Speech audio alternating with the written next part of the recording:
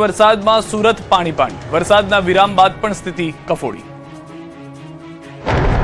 18 inch વરસાદે સુરત બગાડી નાખી છે। સ્માર્ટ સિટીના દાવા વચ્ચે આખું શહેર પાણીમાં ગરકાવ થઈ ગયું છે।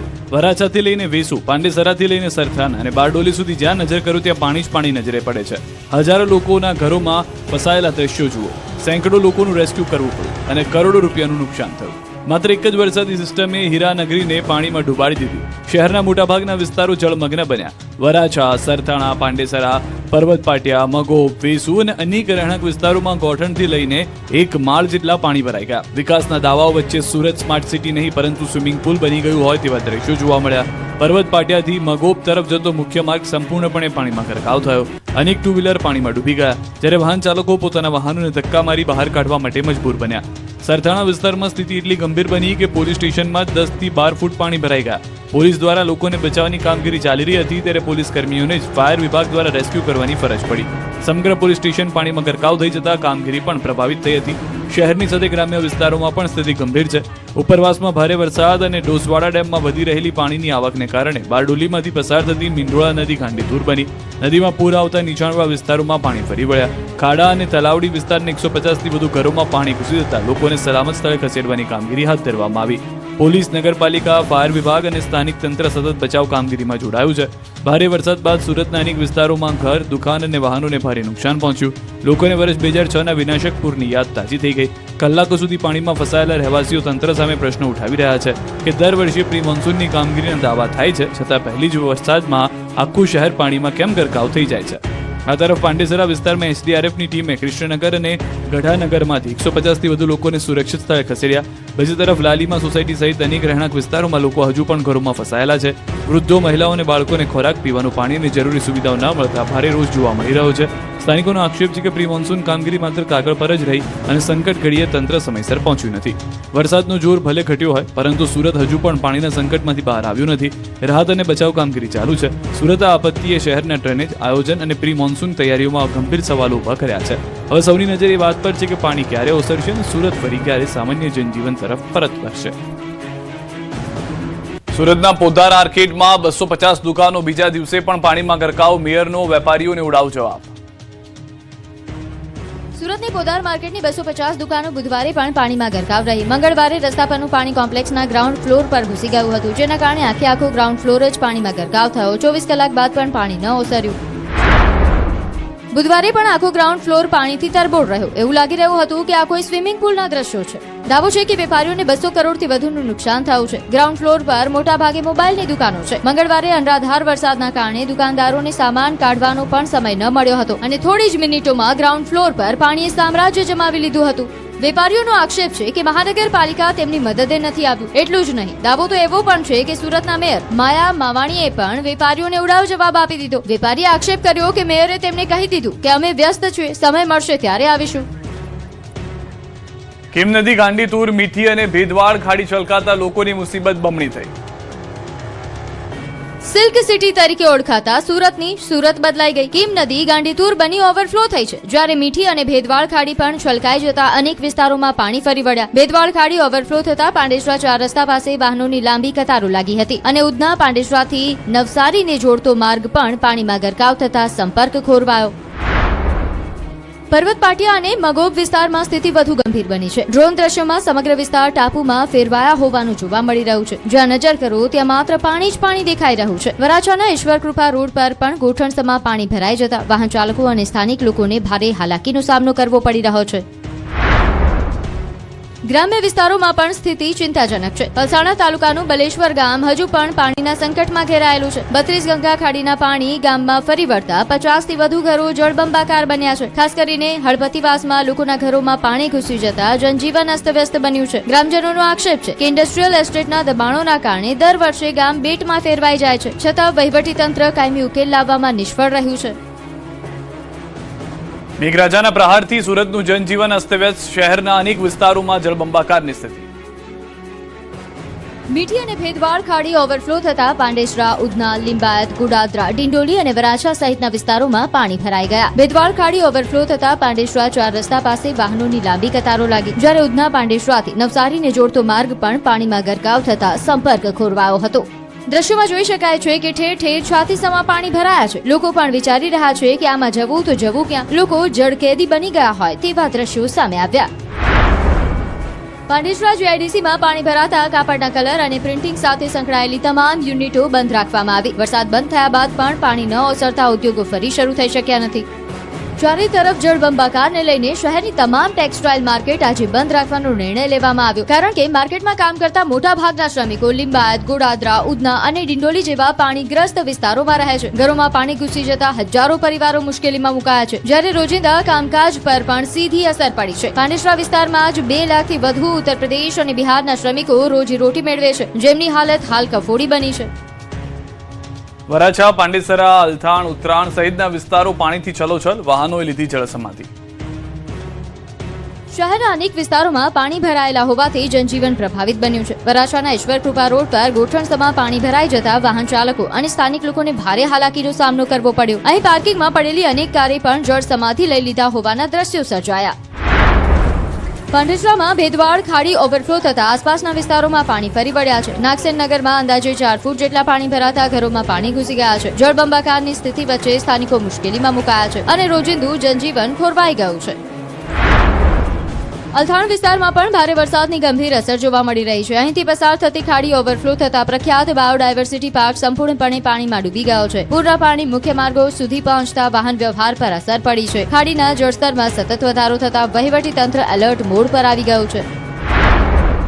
બીજી તરફ ઉત્તરાણ પોલીસ સ્ટેશન વિસ્તારના ઉમરગામ અને વેલંજા ગામના નીચાણવાળા વિસ્તારોમાં ઘરોમાં પાણી ઘૂસી જતા લોકોને સુરક્ષિત સ્થળે ખસેડવાની કામગીરી હાથ ધરવામાં આવી હતી. પોલીસ અને સ્થાનિક તંત્ર દ્વારા આશરે 100 જેટલા લોકોનું સ્થળાંતર કરી તેમને વેલંજા સરકારી શાળામાં રાખવામાં આવ્યા છે, જ્યાં જરૂરી સુવિધાઓ પણ ઉપલબ્ધ કરાવવામાં આવી રહી છે. ભલે વરસાદની તીવ્રતા ઘટી હોય, પરંતુ સુરતમાં પાણીનો કહેર હજુ યથાવત છે. તંત્ર સતત પરિસ્થિતિ પર નજર રાખી રહ્યું છે અને લોકોને પાણી ભરાયેલા વિસ્તારોમાં ન જવા તેમજ સાવચેતી રાખવા અપીલ કરવામાં આવી છે. ડાંગમાં પણ મેઘરાજાની ધમાકેદાર ઇનિંગ, અંબિકા, પૂર્ણા, ખાપરી નદી ગાંડીતુર.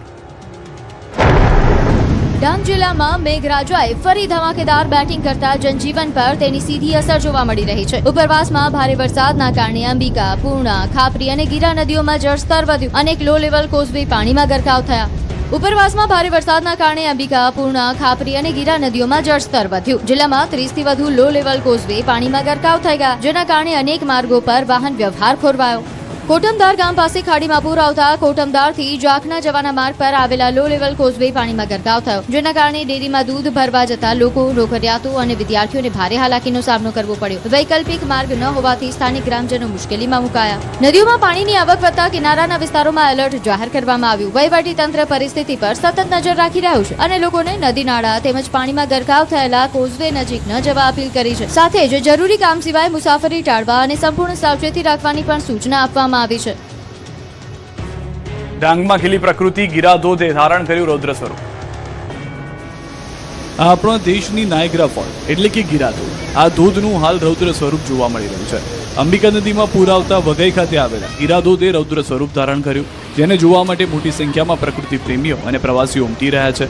મહત્વનું છે કે ગુજરાતમાં મેઘરાજા મોડા પધાર્યા, પરંતુ મોજ કરાવી દીધી. ગુજરાતના અનેક વિસ્તારોમાં જળબંબાકારની સ્થિતિ છે અને ખેડૂતોમાં ખુશીની લહેર પ્રસરી છે. ત્યારે પ્રકૃતિની ગોદમાં વસેલો ડાંગ જિલ્લો કઈ રીતે બાકાત રહી શકે?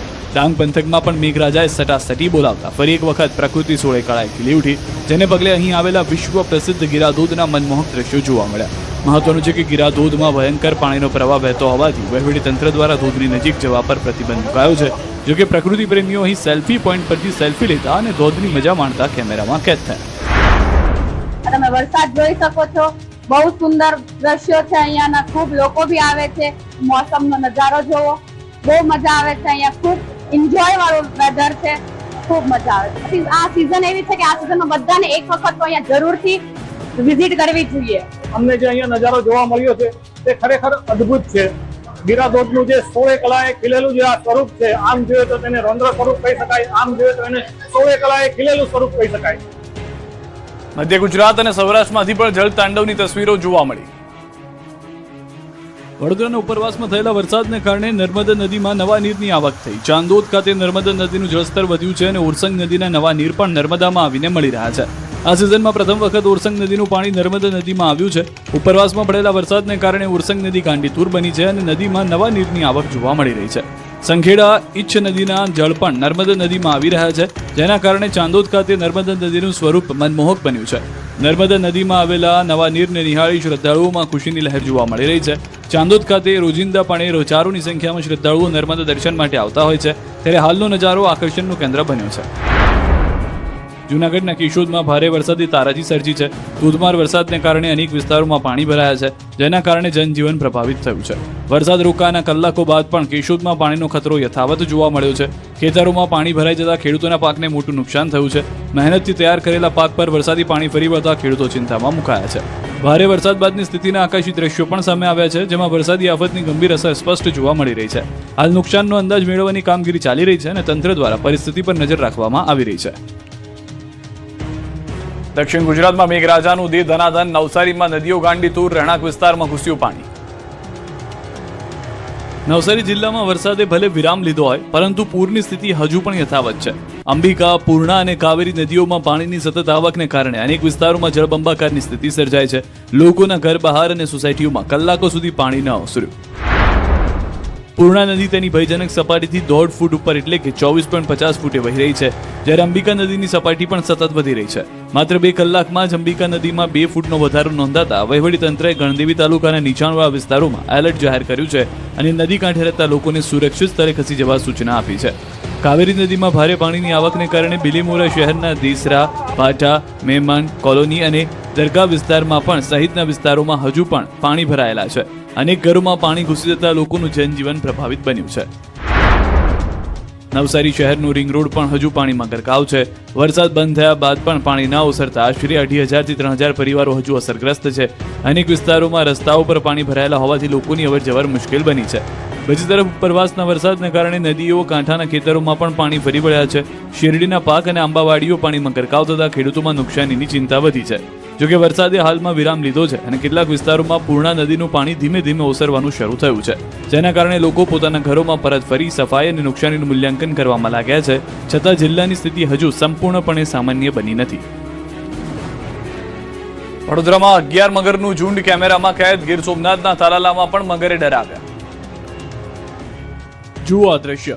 આ કોઈ ફિલ્મના દ્રશ્યો નથી, આ વડોદરાની ઢાઢર નદીના દ્રશ્યો છે.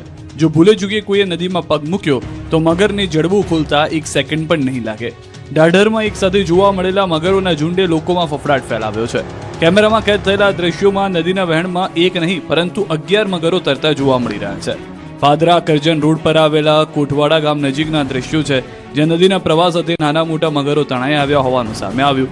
એક સાથે મોટી સંખ્યામાં મગરો દેખાતા ખેડૂતો અને ગ્રામજનોમાં ચિંતાનો માહોલ છે. ચોમાસામાં નદીના પાણીના પ્રવાહ વધતા મગરો રહેણાંક અને ખેતર વિસ્તાર તરફ પણ આવી જતા હોય છે. વન વિભાગ દ્વારા લોકોને સાવચેત રહેવા અને નદી કે પાણીના સ્ત્રોતથી દૂર રહેવા અપીલ કરવામાં આવી છે. બીજી તરફ વડોદરાના ભાયલી વિસ્તારમાં આવેલા ગેલેક્સી બંગલોમાં 9 ફૂટનો મગર ધસી આવતા રહીશોમાં ફફડાટ ફેલાઈ ગયો હતો. વન વિભાગની ટીમે ભારે જહેમત બાદ મગરનું રેસ્ક્યુ કરી તેને સલામત સ્થળે ખસેડ્યો હતો. આ ઉપરાંત તાંદલજા વિસ્તારમાં પણ મગરની હાજરીથી લોકોમાં ભયનો માહોલ જોવા મળ્યો છે. હાલમાં ચોમાસાના દિવસોમાં નદી કાંઠા અને પાણી ભરાયેલા વિસ્તારોમાં સાવચેતી રાખવાની અપીલ કરવામાં આવી રહી છે. ગીર સોમનાથના તાલાલા શહેરમાં હિરણ નદીના બ્રિજ નીચે 2 મગરો જોવા મળતા લોકોમાં ભયનો માહોલ ફેલાયો છે. તાલાલાની હિરણ નદી હાલ સુકાયેલી સ્થિતિમાં છે, પરંતુ નદીના પટમાં ભરાયેલા એક ખાબોચિયામાં 2 મગરો નજરે પડ્યા. નદીના પાણીમાં મગરો જોવા મળતા સ્થાનિકોમાં ચિંતા ફેલાઈ છે. મગરો દેખાતા આસપાસના લોકોમાં ફફડાટ જોવા મળ્યો હતો. હાલ સ્થાનિકો દ્વારા સાવચેતી રાખવામાં આવી રહી છે અને વન વિભાગને જાણ કરવાની તજવીજ હાથ ધરાઈ છે. રાજ્યના 5 થી વધુ ડેમ 100% ભરાયા. સરદાર સરોવર નર્મદા ડેમમાં વધ્યું જળસ્તર. વલસાડ જિલ્લામાં મેઘરાજાની ધમાકેદાર એન્ટ્રી બાદ જળાશયોમાં નવા નીરની આવક વધી છે. ઉપરવાસમાં પડી રહેલા ભારે વરસાદને પગલે મધુબન ડેમમાં પાણીની આવકમાં મોટો વધારો નોંધાયો છે. બીજી તરફ સરદાર સરોવર નર્મદા ડેમની સપાટીમાં પણ સતત વધારો થઈ રહ્યો છે. વલસાડના મધુબન ડેમના ઉપરવાસમાં ભારે વરસાદને કારણે ડેમમાં પાણીની આવક વધીને 1,30,000 ક્યુસેક સુધી પહોંચી ગઈ છે. પાણીની આવકને ધ્યાનમાં રાખીને મધુબન ડેમના 6 દરવાજા 4 મીટર સુધી ખોલવામાં આવ્યા. ડેમમાંથી 1,25,000 ક્યુસેક પાણી દમણગંગા નદીમાં છોડવામાં આવ્યું. ડેમમાંથી પાણી છોડાતા દમણગંગા નદી 2 કાંઠે વહી. વાપી નજીક આવેલો દમણગંગા નદીનો વિયર પણ ઓવરફ્લો થયો છે. તંત્ર દ્વારા નદી કિનારા વિસ્તારોના લોકોને સાવચેત રહેવા અને કિનારાથી દૂર રહેવા સૂચના આપવામાં આવી છે. હવામાન વિભાગે હજુ પણ જિલ્લામાં ભારેથી અતિભારે વરસાદની આગાહી કરી છે. આ તરફ મધ્યપ્રદેશ અને મહારાષ્ટ્રના ઉપરવાસમાં ભારે વરસાદને કારણે ડેમમાં નવા નીરની આવક થઈ રહી છે. હાલ ડેમમાં 33,620 ક્યુસેક પાણીની આવક નોંધાઈ રહી છે. છેલ્લા 24 કલાકમાં ડેમની સપાટીમાં 15 સેન્ટીમીટરનો વધારો થતાં સપાટી 126.74 મીટર પર પહોંચી છે. પાણીની આવકને પગલે નર્મદા ડેમના RBPHના 2 પાવર હાઉસ પણ શરૂ કરવામાં આવ્યા છે. હાલ સરદાર સરોવર ડેમ 65% જેટલો ભરાઈ ગયો છે, જ્યારે ડેમની મહત્તમ સપાટી 138.68 મીટર છે. રાજ્યના 5 ડેમ 100% ભરાઈ ગયા છે, જ્યારે 20 ડેમ 70 થી 100% વચ્ચે ભરાયા છે. 24 ડેમમાં 50% થી પણ વધુ પાણીનો જથ્થો નોંધાયો છે. નવા નીરની આવકના પગલે 11 ડેમને હાઈ એલર્ટ, 4 ડેમને એલર્ટ અને 10 ડેમને વોર્નિંગ પર રાખવામાં આવ્યા છે. ભાવનગરમાં વરસાદના વિરામ બાદ પણ સ્થિતિ કફોડી. શેત્રુંજી નદી કાંઠાના ગામ જળતરબોળ.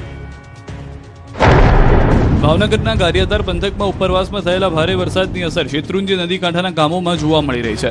લુવારા, સરભડા, ઠાસા, ગુજરડા, સમધિયાળા અને રાણીગામ સહિત અનેક ગામોમાં પાણી ભરાતા જનજીવન પ્રભાવિત બન્યું. મામલતદારે અસરગ્રસ્ત વિસ્તારોની મુલાકાત લઈને પરિસ્થિતિની સમીક્ષા કરી. તંત્રે પાણીના તેજ પ્રવાહવાળા માર્ગો બંધ કર્યા. લોકોને નદી, કોઝવે અને પાણી ભરાયેલા વિસ્તારોમાં ન જવા તેમજ અફવાઓથી દૂર રહી તંત્રની સૂચનાઓનું પાલન કરવાની અપીલ કરી છે. હાલ કોઈ જાનહાનિના અહેવાલ નથી, જ્યારે વીજ પુરવઠો પુનઃસ્થાપિત કરવા યુદ્ધના ધોરણે કામગીરી ચાલી રહી છે.